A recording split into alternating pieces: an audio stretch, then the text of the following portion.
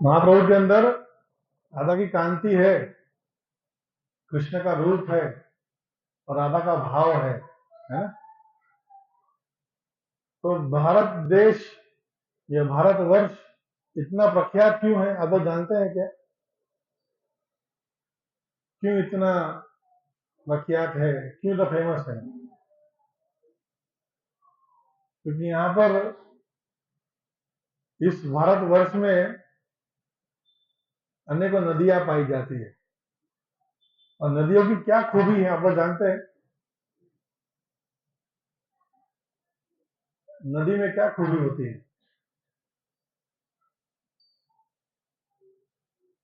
सबसे उत्तम खूबी क्या नदी में? पानी। क्या होता है? पानी खारा होता है, नदी का पानी। उसको समुद्र बोलते हैं, नदी नहीं बोलते। नदी में क्या खूबी है?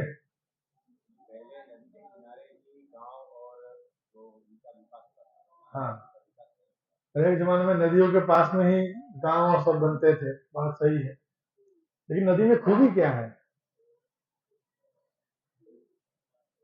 हम लोग जब सुबह सुबह उठकर आचमन करते हैं तो जल को शुद्धिकरण करते हैं, और जल को शुद्ध करने के लिए हम मंत्र बोलते हैं, गंगे च यमुने चैव गोदावरी सरस्वती नर्मदा सिंधु कावेरी जलस्मिन सानिधिं कुरु। 7 महान नदियां का आह्वान करके उस जल को हम शुद्ध करते हैं, स्नान करते वक्त भी ऐसा गाया जाता है। लेकिन नदियों की बहुत खूबी क्या है, सबसे बेस्ट खूबी क्या है नदियों की?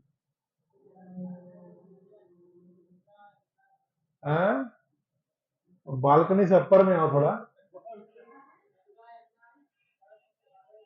हाँ, बैठ जाओ, तुम बैठ जाओ। क्या खूबी है नदियों में? बहती रहती है,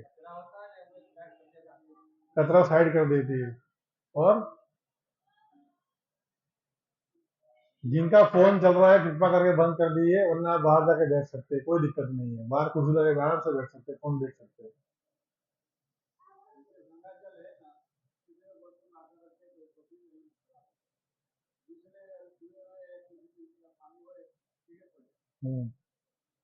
नदियों में खूबी दो होती है।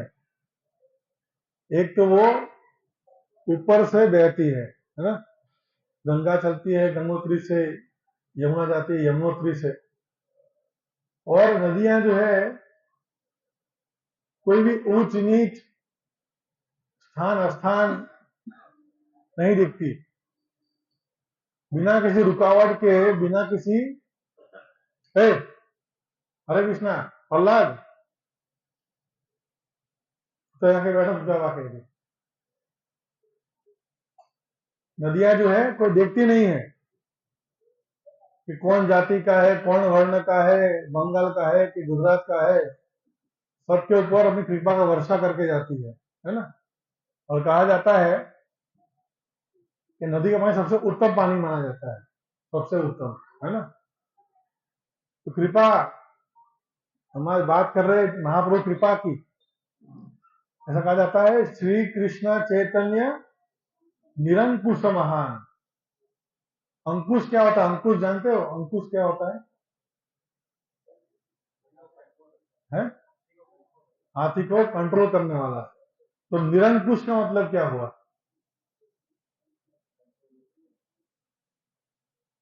आप तो हिंदी वाले हो ना, कि मेरे जैसे हो अनपढ़? अत्याचार, अत्याचारी। निरंकुश मतलब अत्याचारी होता है क्या? आज्ञाकारी। आपकी हिंदी कमजोर है लगता है। निरंकुश का मतलब है कोई कंट्रोल के बिना, है ना। नदी का बहाव, कभी आप गंगा स्नान करने जाते हो तो बैरिकेड लगाते हैं कि इतने अंदर मत जाना, क्यों? बहाव ज्यादा तेज होता है और कुछ भी हो उसको लेकर चला जाता है ना। हमारे भक्त जाते हैं पानीहाटी या ये मायापुर, तो लोग को बोलते हैं आप परेशान हो जीवन से, बोले हाँ, तो बोले गंगा बाजू में ही है, आप जा सकते हो गंगा में और जीवन परेशान हो तो। तो गंगा यमुना नदियां क्या है? निरंकुश, केवल अंकुश लगाने वाला संसार में कोई पैदा नहीं होगा। ऐसे ही जब भगवान की कृपा है, जब महाप्रभु कृपा देने आए हैं, करुणा देने आए हैं इस संसार में, उसके कोई अंकुश नहीं है, कोई कंट्रोल नहीं है। महाप्रभु जिसको भी जहां भी देखे तो उन्हें कृष्ण भक्ति देते थे, है ना। लेकिन एक तकलीफ है इसमें, एक खाली क्लोज है ना। पानी भरने के लिए सबसे अच्छा बर्तन कौन सा होता है? हाँ? तांबा का। इसमें छेद हो तो चलता है क्या? बर्तन में छेद हो तो चलेगा? नहीं चलेगा ना। उसी प्रकार से जब महाप्रभु कृपा बांटने आए हैं इस संसार के हर जीव को, तो उसमें छेद नहीं होना चाहिए। हमारे में तो अनेकों छेद है। लेकिन महाप्रभु कहते हैं कि जो व्यक्ति वास्तविक रूप में विनम्र भाव से मेरे आश्रय में आता है, तो उसको मैं अत्यंत और अवश्य कृष्ण प्रेम प्रदान करता हूं। क्या भाव से आता है? कौन से भाव से आता है? विनम्र भाव से, अनन्य नहीं, विनम्र भाव से। विनम्र का अर्थ है कि अधिकतर विनम्र हम सोचते हैं कि कुछ तकलीफ में पड़ गए और काम निकालना है तो मस्का मार देते हैं ना, अरे please please please sir sir, मैं तुम्हारा पाँव पकड़ता हूँ, तो पाँव पकड़ता हूँ, है ना। हम बहुत विनम्र हो जाते हैं। लेकिन काम होने के बाद तू कौन, मैं कौन, कौन सा साहब, काय का साहब, तुम कोई साहब बाब नहीं हो भाई। तो कहने का अर्थ ये है कि जब हम तकलीफ में होते हैं तब विनम्र बनते हैं या बनने का ढोंग करते हैं, जो भी है। लेकिन वास्तव में भगवान की कृपा प्राप्त करने के लिए हमें विनम्र बनना चाहिए। और विनम्र बनने का अर्थ है, भक्त लोग ये सोचते हैं कि प्रभु कितने करोड़ों जन्मों से मैं इस संसार में कष्ट भोग रहा हूं, लेकिन बहुत जन्मों के बाद मुझे आपके बारे में जानने का मौका मिला है। इसलिए मैं चाहता हूं मैं सदैव आपके चरणों का दास बन के बैठा रहूं, आपकी सेवा करता रहूं। तो ये विनम्र का भाव जो है सदैव हमारे मन के अंदर रखना चाहिए।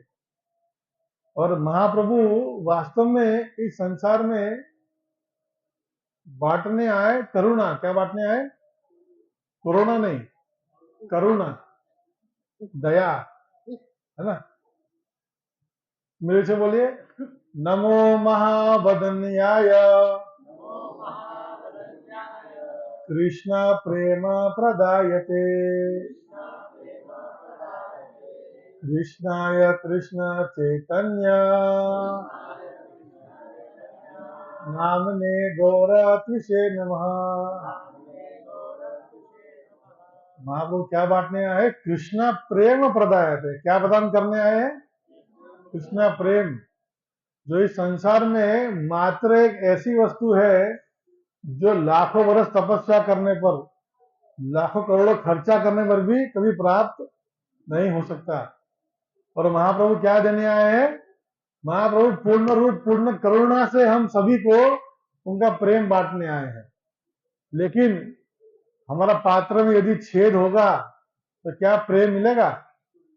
प्रेम मिलेगा, लेकिन प्रेम चला भी जाएगा। तो इसलिए हमें प्रयत्न करना चाहिए कि हम कभी हमारे पात्र में छेद जो उसको भरने का प्रयत्न कर रहे हैं भगवान की सेवा करके। जब महाप्रभु झारखंड जा रहे थे, तो झारखंड में आज भी एक, जैसे यहाँ पर एक गांव है जहाँ सब चोर प्रसिद्ध है, लोग डरते हैं वहां जाने में, यहाँ जाएंगे पक्का मार खा के आएंगे आज। तो झारखंड में एक ऐसा एक गांव आज भी है। एक बार हमारी इस्कॉन की जो बैलगाड़ी पद यात्रा वो भी गई थी, तो डर के मारे वो लोग अंदर जा नहीं पाए, बाहर से बाहर निकल गए। तो झारखंड में गांव पूरा चोरों का गांव है, सब चोर वहां पर रहते हैं, डकैत, खून, और घर जंगल क्या बोलते हैं, पूरे गांव के गांव जला देना, लोगों को मार देना, कोई भी अपनी इच्छा पूरी करने के लिए, कुछ प्राप्त करने के लिए। तो जब महाप्रभु वहां पर गए, वो देखे, मतलब वो झारखंड से वृंदावन जा रहे थे रास्ते में, तो वो देखे कि पूरी चोरों की टोली बैठी है, और उस चोरों की टोली जो उनका सरदार था, उनके पास जाके बैठे। तो महाप्रभु बोले बोले मैं कब से आपको देख रहा हूं, आपके अंदर कितने दिव्य गुण हैं।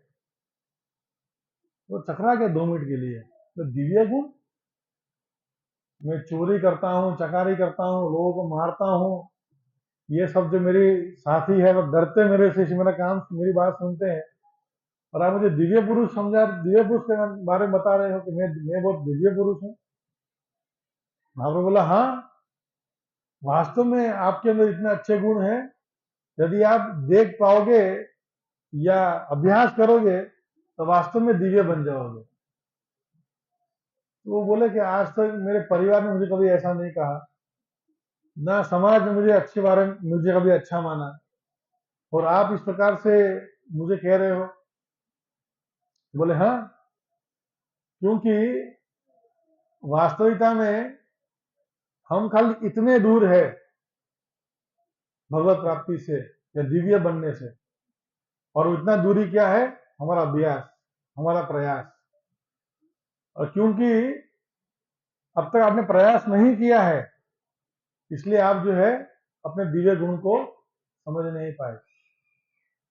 तो वो चोर जो है, वो डकैत जो एकदम बौखला गया, और उसने पूर्ण रूप से शरणागति चेतन महाप्रभु की, और उनका भक्त बन गया। और वो हरे कृष्णा कृष्णा कृष्णा हरे हरे, हरे राम राम राम हरे हरे कीर्तन करने लगा।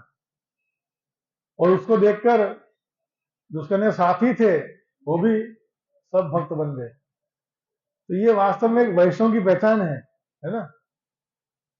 वैष्णव की असली पहचान क्या है कि उनको देखकर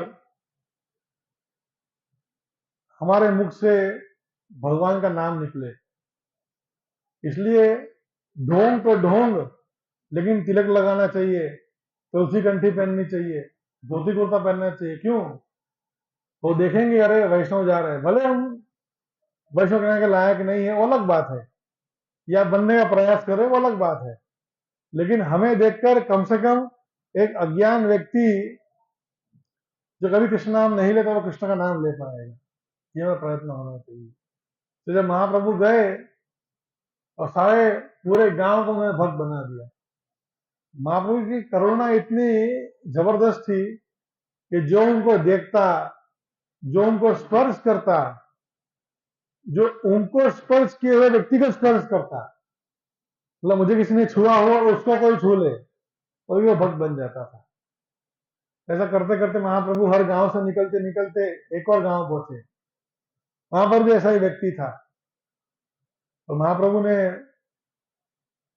उसे बहुत करुणा से, बहुत प्रेम से समझाया कि वास्तव में कृष्णा भक्ति कितना अद्भुत है, कितना आनंद है।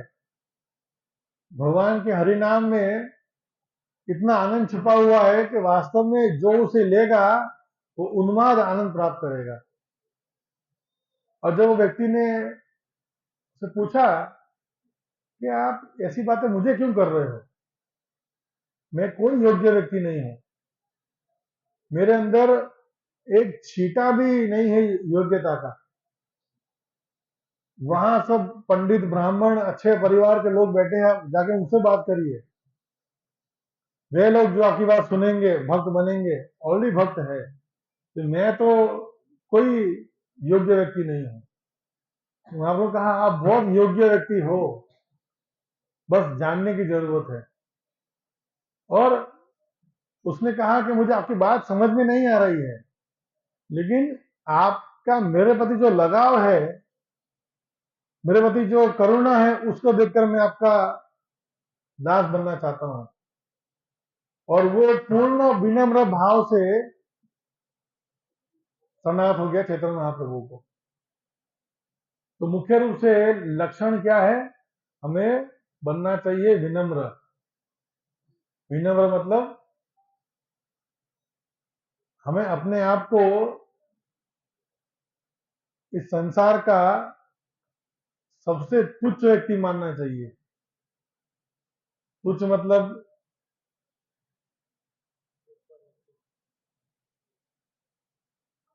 हमारा आचार्य उदाहरण देते हैं कि मल होता है ना, मल, स्टूल, उसमें जो कीड़ा होता है, कीड़ा कोई देखा है?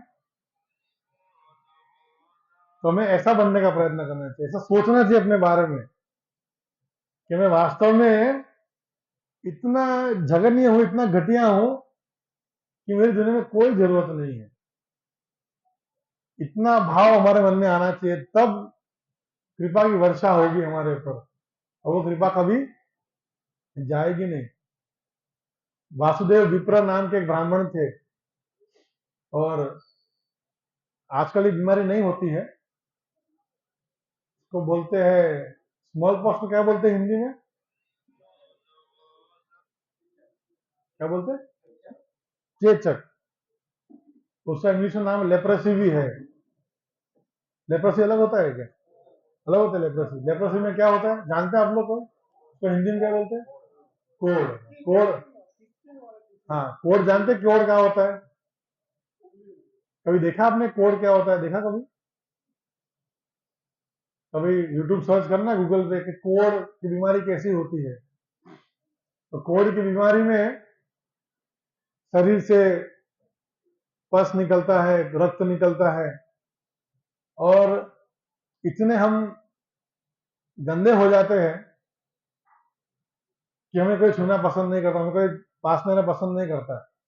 जैसे कोरोना काल में जो लोग मरे, उनके पास उनके परिवार वाले भी नहीं गए कि हम मर जाएंगे तो, है ना। बाप के हाथ से अंगूठी निकाल लिया, माँ की जेब से, माँ के उससे घर की चाबी निकाल ली, लेकिन अंतिम संस्कार में कोई गए नहीं। तो ऐसी बीमारियां होती थी, आज भी कभी कभी होती है, बहुत रेयर है आज के जमाने में, उससे रस्सी आ चुकी है इसलिए। तो उस वासुदेव विप्र को कोढ़ हुआ था, और जितने भी लोग थे उनके आसपास में उन पे थूकते थे, उनको गाली देते थे, बोले तुम क्या बाजार में घूमते हो, भाग जाओ के कोने में पड़े रहो। जैसे कभी आप जाओ बाजार में और एकदम सालों से ना नहाया हुआ भिखारी मिल जाए, तो आप उसको 10 फुट दूर हो जाओगे, बोले दूर भागे यहाँ से, क्या हमारे पास में आ रहा है, नया धोया कुछ नहीं। वासुदेव विप्र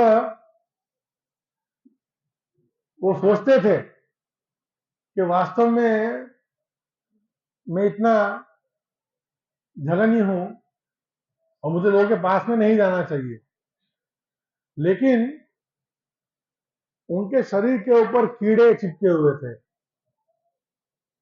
कीड़ों का आहार क्या होता है? रक्त होता है ना। तो वो इतने विनम्र थे कि यदि वो कीड़ा शरीर से गिर जाए तो उसको उठाकर वापस डालते थे अपने शरीर पे। पूछो क्यों? वो सोचते थे कि भाई कीड़ों का आहार तो मेरा रक्त ही है ना, उनको खाने तो कम से कम, मैं किसी के काम तो आ रहा हूं, तो ये विचार करते थे। और चेतन महाप्रभु जब उस गांव में गए, उन्हें पता पड़ा कि महाप्रभु आए हैं, चलो मैं थोड़ा दूर से मैं दर्शन कर लेता हूं कम से कम। लेकिन जब दर्शन करने गए तब तक महाप्रभु वहां से जा चुके थे। लेकिन उनकी, महाप्रभु की मन में वो इच्छा हुई, नहीं मुझे मेरे भक्त को मिलना है। महाप्रभु वापस आए, और पता है क्या किया? आप होते तो क्या करते? दूर से हाय हेलो करके चले जाते, है कि नहीं? या शायद मिलते भी नहीं। लेकिन महाप्रभु तुरंत वापस आए और उनको क्या किया? उनको आलिंगन किया। क्या किया? आलिंगन किया। जिन्हें कोई छूना पसंद नहीं कर रहा है, जिन्हें कोई देखना पसंद नहीं कर रहा है, उनको चैतन्य महाप्रभु क्या कर रहे हैं? आलिंगन कर रहे हैं। क्यों? क्योंकि ये बहुत विनम्र भक्त है। इसलिए हमें हमारे जीवन के अंदर इस प्रकार की विनम्रता प्राप्त करनी चाहिए, जिससे कारण भगवान हमें कृपा करे। ऐसे तो भगवान कहते हैं पात्र पात्र नहीं विचार, स्थान स्थान नहीं विचार।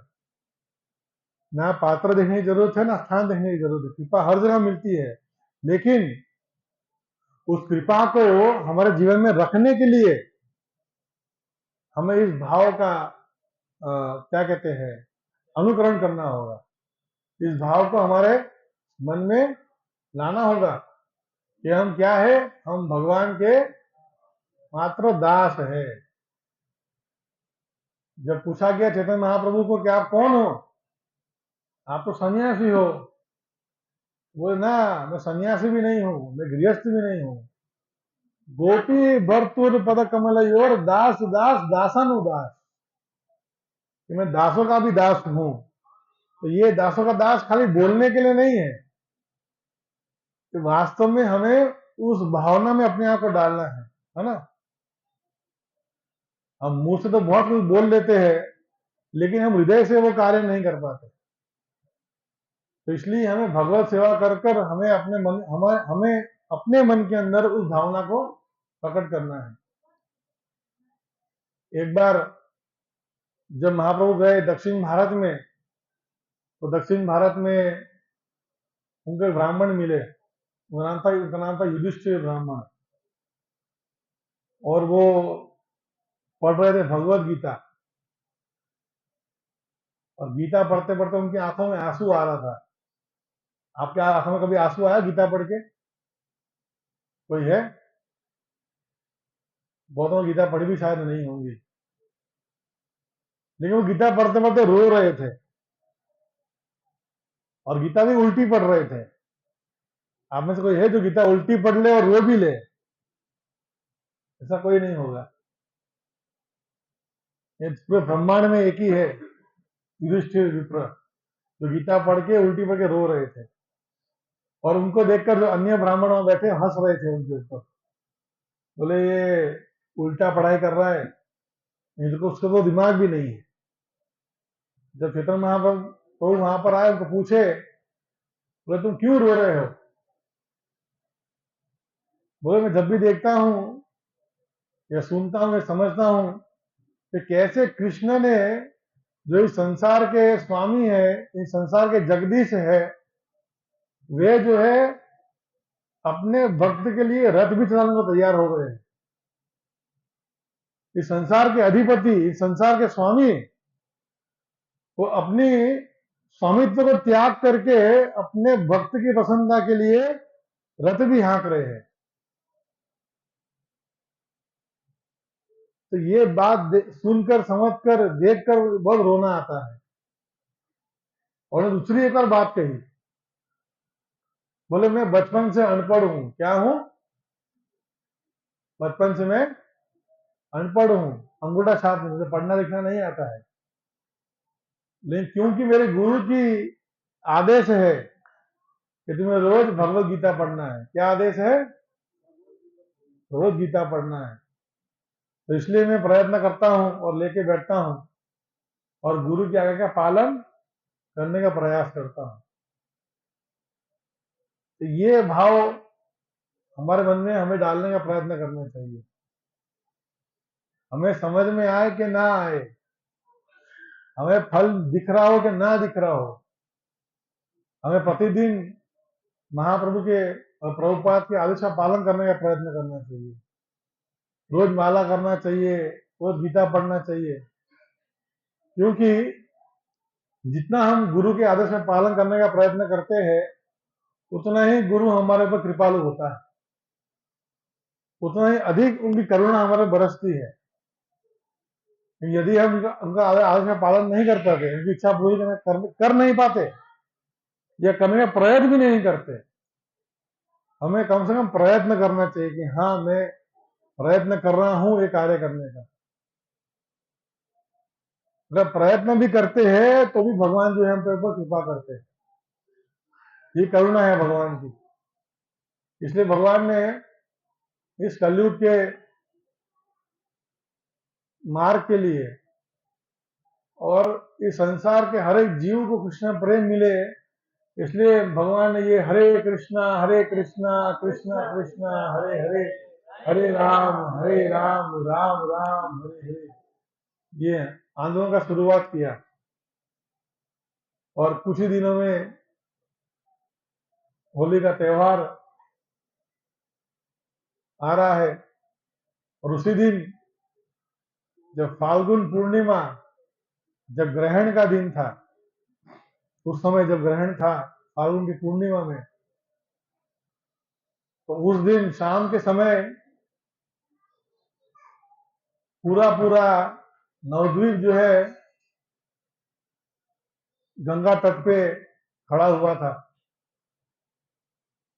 काफी बिहारी भक्त छठ करते हैं दिवाली पे, यहाँ तो नदी नहीं है लेकिन कम से कम एक नकली तालाब बना के दिया है, वहां पर छठ मनाए जाते हैं और उपासना करते हैं। उसी प्रकार से जब ग्रहण का दिन होता है तो सारे लोग जो है नदी के तट पर जाकर हरि बोल हरे कृष्णा करे कीर्तन करते हैं। तो फाल्गुन पूर्णिमा की संध्या, संध्या मतलब शाम की संध्या, जो दिन भी नहीं है रात भी नहीं है, तो उस संध्या के समय भगवान वहां पर अवतरित हुए गंगा के तट पे, और बहुत आनंद वाली बात यह है कि भगवान के आने के पहले ही वहां पर हरे कृष्णा कृष्णा कृष्णा हरे हरे, हरे राम राम राम हरे हरे कीर्तन चल रहा था।